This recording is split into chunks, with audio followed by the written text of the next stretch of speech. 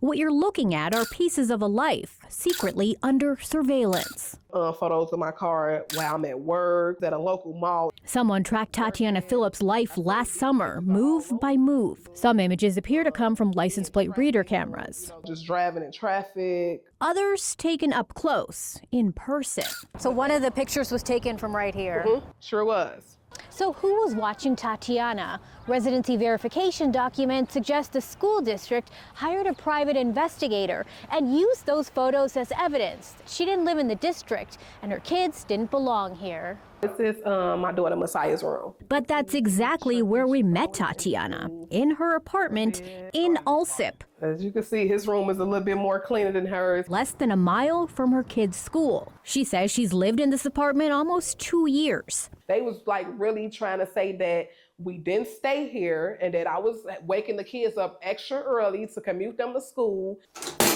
It all started last summer when Tatiana was suddenly told she and her kids were not residents of District 126 and could no longer attend school there. She appealed, submitted evidence, and even faced the school board. But in September, her 6 and 11-year-old kids were kicked out of the school. The day when they got disenrolled, they sent them home with everything out their lockers and out their desks.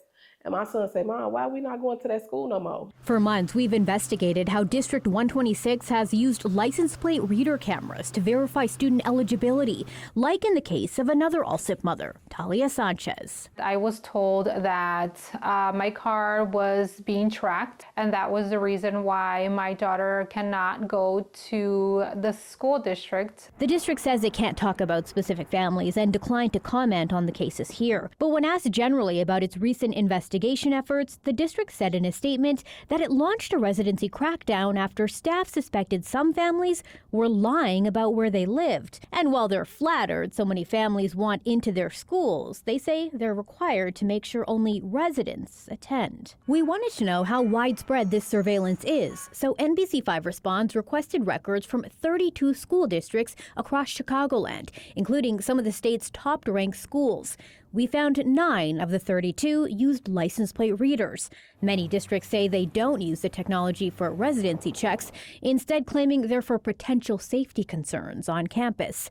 NBC5 Responds is still gathering records about how many districts use private investigators, but so far it's at least 8. Why do schools take these actions? Why are they investigating parents? The validity they raise is the amount of money that they spend for each student. Roy McCampbell, a former school administrator and attorney who's represented families in residency disputes, says roughly a quarter of districts statewide use LPRs, private investigators, or credit-based checks on families seeking to enroll. They look at your patterns of life, and they try and say your patterns of life don't portray that you're appropriately a resident. In Tatiana's case, the district pointed to her bank statements showing more Chicago transactions than Allsip and data placing her car in Chicago. McCampbell says districts often challenge parents who work overnights or share cars, leaving legal action as the only option. All the districts are doing is pushing people around. Some families, like Tatiana, say they can't afford to fight back. She says District 126 staff arranged to move her children into the Chicago public school system, despite, she says, the family still living in Allsip. I feel like they really failed my kids. Roy McCampbell is now representing Talia Sanchez as she tries to enroll her daughter in District 126. Now, investigation firms that sell these verification services say removing ineligible students can save districts upwards of $15,000 per student annually. And they claim they routinely find 5 to 10% of current students in any given school district aren't actually eligible to be there. To see if your child's school district is using this technology, scan the QR code on your screen or visit our website, nbcchicago.com/consumer. PJ Randawa, NBC5 Responds.